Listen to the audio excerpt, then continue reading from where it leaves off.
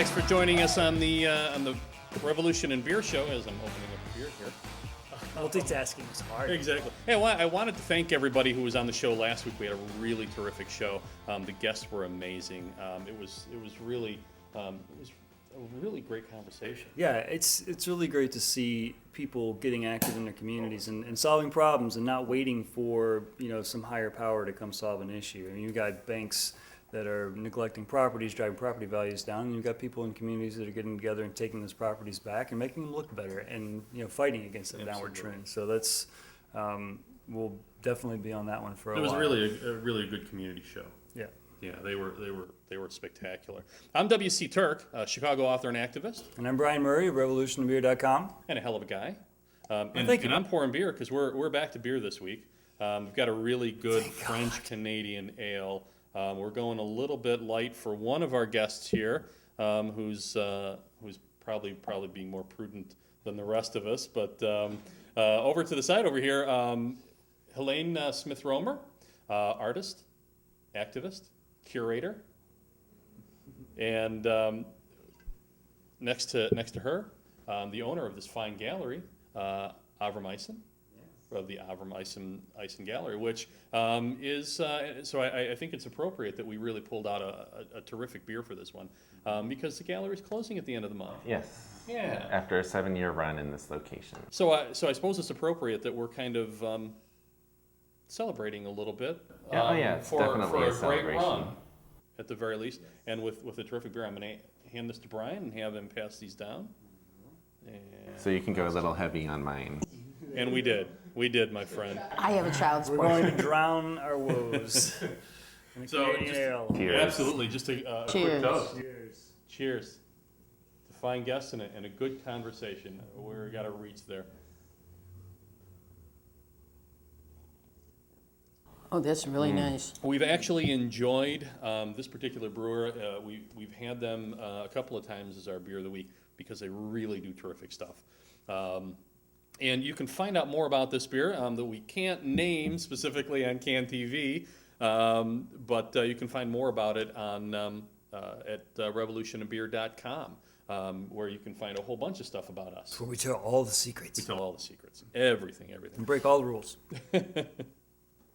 Yeah. So what we wanted to do, we wanted to spend a little bit of time with a spectacular artist.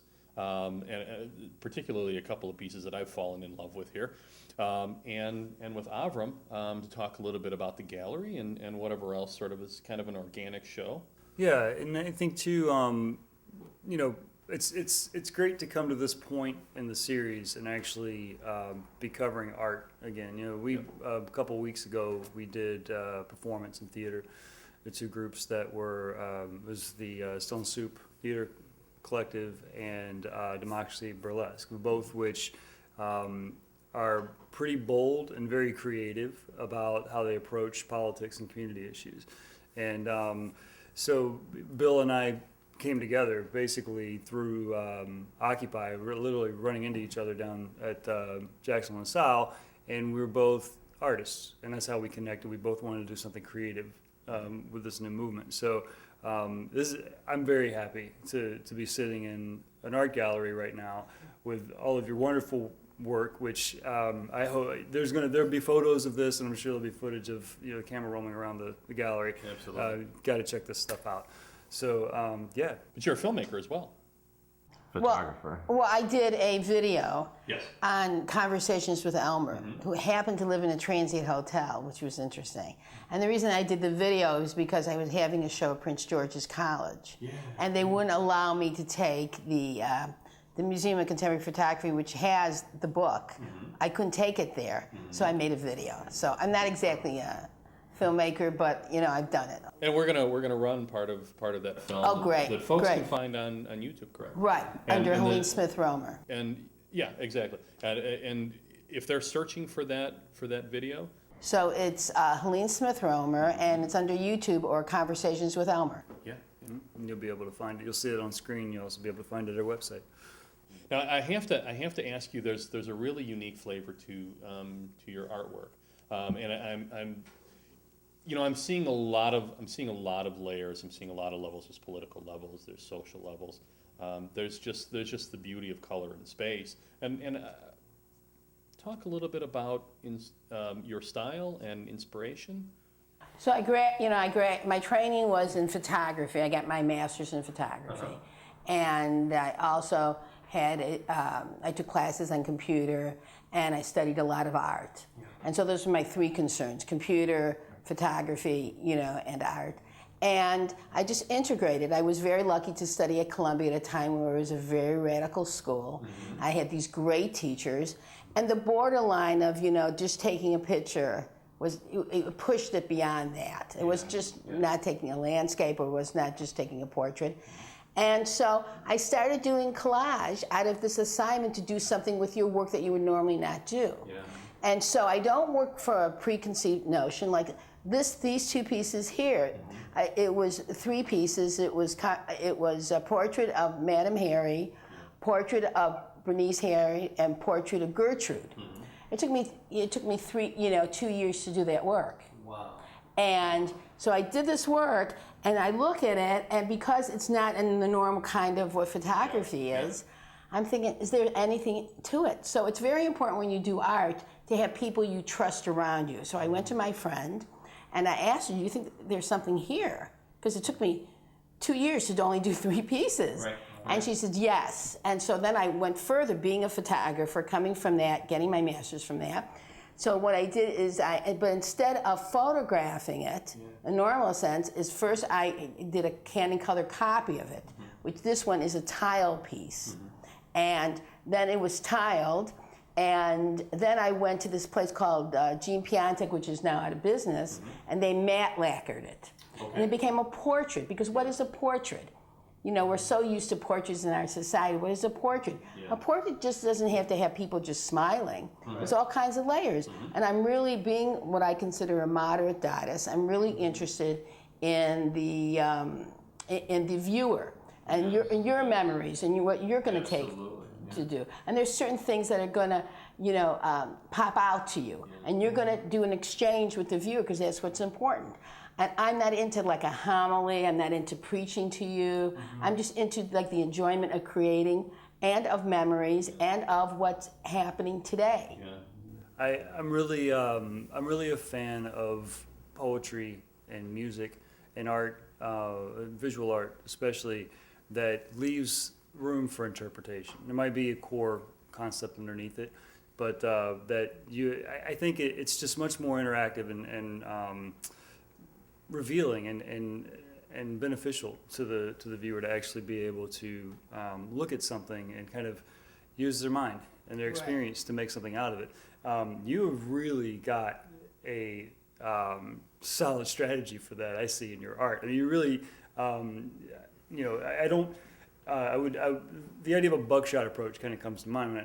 When I say that, I don't mean to belittle it. What I'm saying is that you're compositing, and one of the things that I see in the work is this idea of density and different components all overlapping and coming together as a larger piece. They say something specific. Maybe it's an abstraction of a figure, maybe it's something else, but you can really spend time looking at each piece. Right. And I'm just really curious if there's a particular piece as an example or something where you've had a patron or a visitor look at it or several, and just give you very different interpretations of a particular piece. Well, if you're not in the arts, you don't know what this is about. Mm-hmm. You just go, like, what is this? Mm-hmm. And maybe if I wasn't trained in art, I would do the same. What is it, and why isn't it pretty? Yeah, right. Yeah. And so I remember I started with conversations with Elmer. There was strict document. But it is very beautiful art.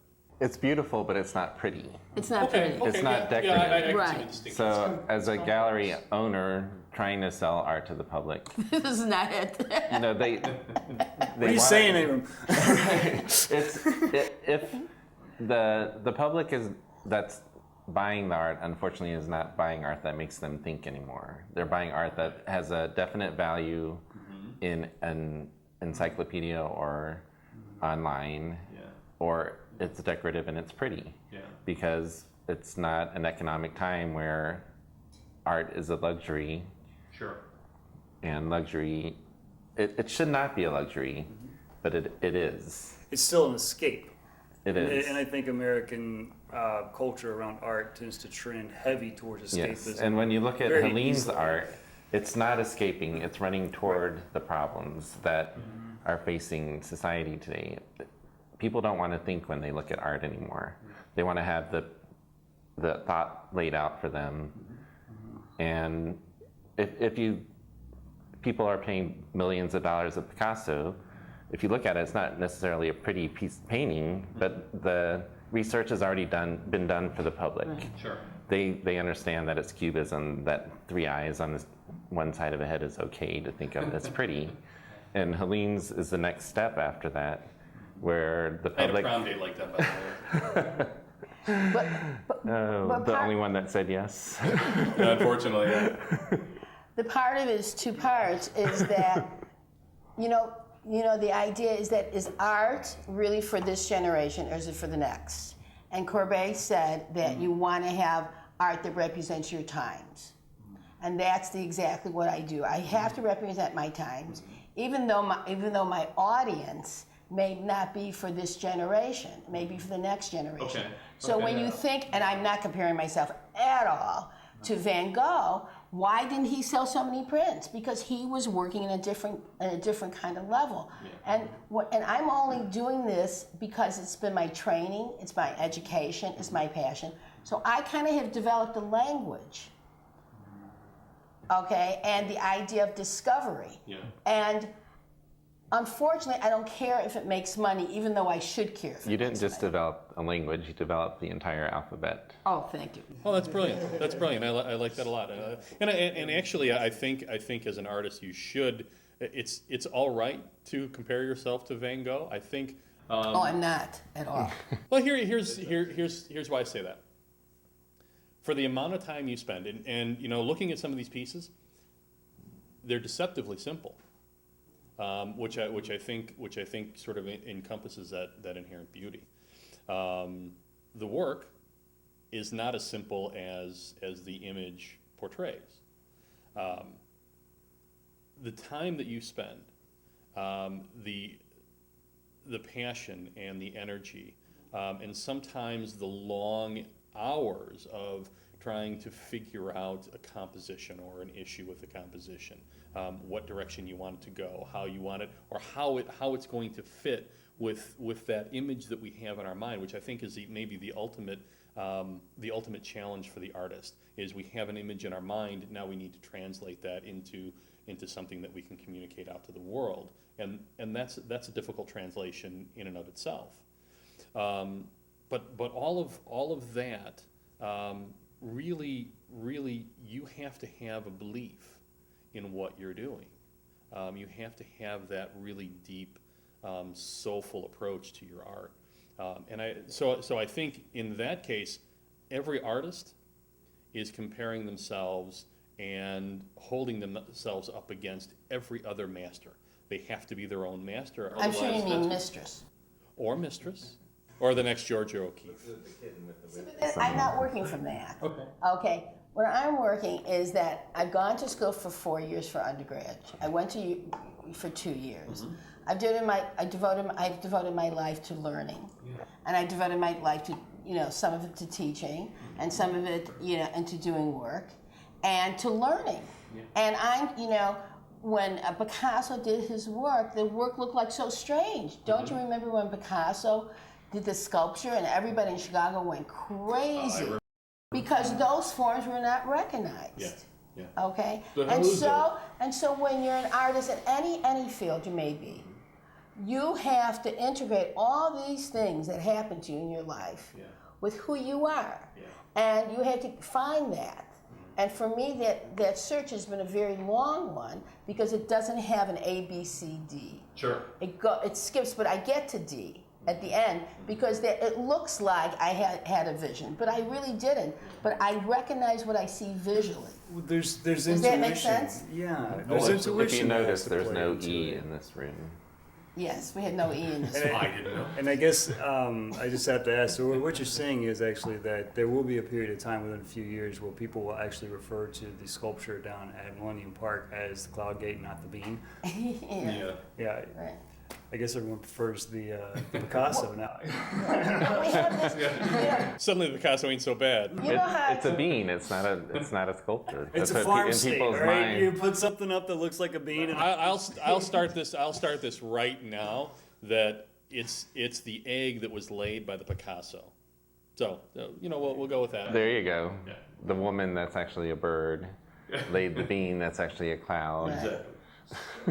And there's this whole thing, like I tell my students, you may be able to recognize Spanish, but to learn that language, it takes years. So this is like a thing that will last me till I die. To truly be able to understand. express, And so there's no kind of template. Yeah. When I did Elmer, I was just like, I follow what I'm interested in. That is what's consistent. Yeah. And how then many I years look- ago was that? That was over 30 years ago. I follow what I'm interested in, and then I play with that, and then I squeeze that, and then I see if there's anything to that. And then I let the piece, start talking to me, and then I could see if it's developing, it has a personality. And some pieces don't have personalities, and they don't have essence, and then that's it. But that's like an actress or an actor does a play. They have to find their voice, and they may do that play every time, but they have to go right here. Because if they don't go here, if they just go there, it's just going to be straight. That's it.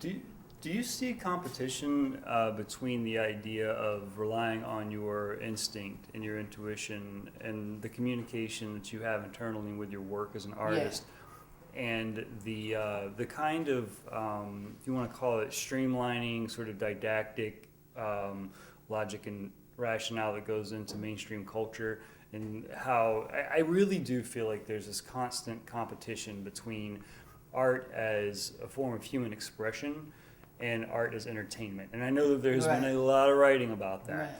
I don't want to project onto you. I have a feeling I kind of understand which category you might align with more. But as far as artist as mirror and teacher versus artist as entertainer, what are your thoughts on that particular Well, situation? in a way, you have to be an entertainer because there are thousands of pictures. So why should somebody go and look at your image? So you have to and it has to be entertaining for you to do. And it has to be, can't be the same old because you're going to be bored doing it. Okay, so you have that. But the thing is that we're not educated to see, nor are we educated to think. And if you You mean broader, culturally speaking? Right, Okay. speaking. And so what happens is that if something doesn't look like something, okay, or something doesn't fit a form, we can't recognize it. Right. And if you think of the people who recognize, Robert Crumb in the beginning, or the people who recognize all these authors, these wonderful authors like James Joyce, if you think of the people who support, like Avram has supported so many artists in this gallery, they may not be big names, but they're doing terrific work. And maybe their work is good, just as good as somebody who has a name. And back to the mainstream, when I was representing artists that were extraordinarily talented and had a message, and 3 people would come to the opening, and but those 3 people were enthralled and told people, and more people would come later. And I said, well, maybe I should have a commercially viable show. So I did a Mother's Day show and had flowers, because everyone likes pictures and paintings of flowers. And I got more negative feedback about those shows, about people saying, well, my relationship with my mother wasn't exactly wonderful, so I can't come to your show. And the scars bear. Right. And it's like, or my mother passed away, I can't, it's like, Oh my God, you didn't expect that. totally unexpected. And Yeah. it was, nobody ever said negative things about the shows that were not accessible, but they felt okay saying negative things about an easily accessible mainstream concept like Mother's Day and flowers. The art spoke to them, but not necessarily in a positive way. It's absolutely stunning the way people come to art in their own individual way, and I think that's the importance of it. And I think from a political standpoint, I'll say this: when I traveled across the former Yugoslavia during the breakup of Yugoslavia in the 1990s, they did not like Americans. Did not like Americans at all, particularly in Serbia or in the Serb-held part of Bosnia, or in Kosovo. They hated journalists. They loved artists. And I traveled as an artist. I didn't travel as a journalist. So I fell into a special category in Yugoslavia, or in a lot of communist countries, or in just a lot of countries outside of the United States. Artists were dissidents, so they sort of carried a folk hero status among people, as opposed to journalists, where a lot of countries, journalists really are tools of the state. And you can spend all day long, and I've tried, explaining to someone that, and now I have to explain it to myself, that the journalists in America are not tools of the state. Boy, was I wrong. Sadly. They tell you that, don't they? But not tools of the state. And they just couldn't separate that. They couldn't say, well, okay, in America I understand, but here in Yugoslavia or here in, it was an alien language. And, but artists were always the first people that they went after. They're the first people any regime goes after, because it speaks so intimately to the human heart. You come to it, like you were saying, Avram, people would come to it from left field, and you'd be surprised by the reaction to art. People come to that art so intimately and so personally that it makes it the ultimate form of communication. And if you're doing something political or social, then it really stabs right to the heart of oppression and oppressive regime. Well, I think if you have to think, I have the other piece, the other room, Hitler was romantic. Well, the idea that he understood, he did this whole show called the Degenerative Art Show. Yes. And what he was afraid of was free thought, Absolutely. that things wouldn't be in a certain kind of box. Absolutely. And we see that in America now, that certain things have to be a certain way, and we can't do certain things in a different way. Right. And he realized that. And so what I find it ironically about Hitler, is that he does this big show to show all the people the images that they should not see, that they would have never seen if he didn't give them the exhibit. Yes. Isn't that funny? It's often They the would have never hubris saw of, the artwork, 'cause leadership. This was Yeah. crazy. But now they know if they see anything that looks like that, But they then loved it's it dangerous. because they kept them going to the show. But he gave them permission to look at work that they weren't supposed to look at. That's Right. how crazy he was. I mean, it's just, But it was crazy. It I think worked he was- for him. He exposed them. He let them peek behind the curtain at the bad stuff. Maybe they were categorizing who all their enemies were by who showed up at the shows. but when you look at like Clay's work, okay, and you look at all these people's work, or August Sanders, the photographer, there was nothing in there that you could see that was terrible. But in Clay's work, or in Kandinsky's work, it was free form. It wasn't the form that you recognize as the Especially state, Kandinsky. as the state form. Well, Hitler Okay. wasn't only a fanatic when it came to, Well, Aryan everything. supremacy. He was a fanatic when it came to Right. classicism and neoclassicism. Right. And he had these very distorted ideas of how appropriate and powerful and just right those things were. And who, maybe an art teacher, said something about one of his pieces of artwork that set off his need to Right. define what art should be Right. See, right. classified as classic or neoclassicism. He's a purist. Anytime, Or I thought he was a purist. Yeah, it just set off a madman's definition of art. And that's, I think, and to tie it back into the role of, or the interpretations of art and the role in society, I really think that one of the reasons why, first off, post World War II, the term propaganda in this society was eradicated. It was replaced with public relations. So in many cases, what we know of as public relations is actually propaganda. Yeah. But we won't call it that because propaganda Propaganda was is such a pinned on negative- the Nazis. Thanks, It was Bernice. pinned on, thank you, Edward Bernays. Communist China, Yeah, exactly. And the communists and communists in general. and the fascists in Germany. So, but Hitler had some really sharp talent working with him. I mean, he understood that if you want to capture people's imaginations, you have to communicate it creatively and artistically. Right. And I think that that's why every regime throughout history has always had their choice artists, is because they know the artist can paint the picture of something different. And if they let the most talented as they can find them, or they don't just pick someone and make them the most talented, run freely, people are not necessarily going to follow the line of crap that they're feeding them. And that's a very strong belief I have about He would have artists. loved Fox News and the Of course he and would. talk radio. Who do you think I shouldn't say that out loud. Say, Go for Who it. do you think they took their cues from when they write their TV shows? But what was interesting and that I didn't know this until maybe a couple of years ago, that in Auschwitz they had a museum, an art museum. Yeah. I mean, it's as crazy as that can sound. And the entrance to some of the camps, they had logo from the Bauhaus. It was designed by the Bauhaus. So this horrible mixing of art and this horrific things that were happening there, and murder, really, it makes you wonder, like, you know, why did the artists, I guess the artists let them do it because otherwise they would have been killed. I mean, I don't know. I heard a wonderful story. well, they. I'm sorry. No, go ahead. And I didn't mean to cut you off. They use the artists, musicians, and such in Theresienstadt when they were trying to sell that to the Red Cross in 1942. It's called co-optation. Yeah, yeah. You know, guys, we're out of time. Oh, it's sad.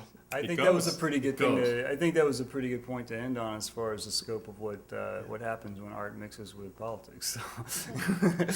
And when art doesn't remain free of politics, art needs to remain Just like free of information. politics.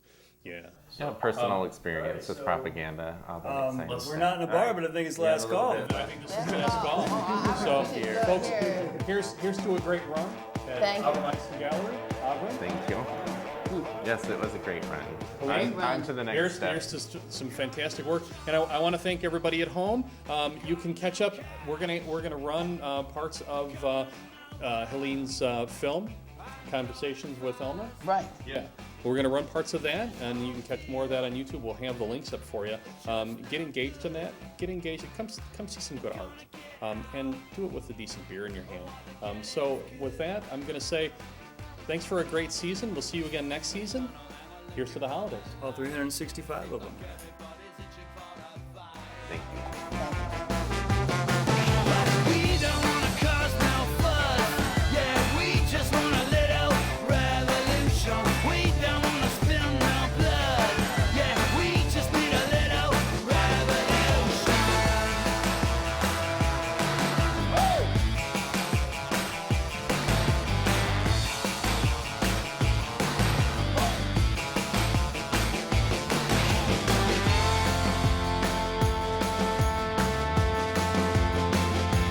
Got no chance, got no fun, not so cool when you're young. November 22nd, 1981, a chance encounter with two of the residents of the Leland, Marlene and Bill Rylander, brought me into its doors. Later, I met Elmer. Elmer and I would meet at sporadic interviews, first at his apartment in Leland, later across the street at the Harrison Coffee Shop. February 1983. Have your picture on my dresser, Helene, yours along with Mayor Byrne. Don't know if she's going to win. They have all kinds of tricks in this business. Newspapers know. They know everything.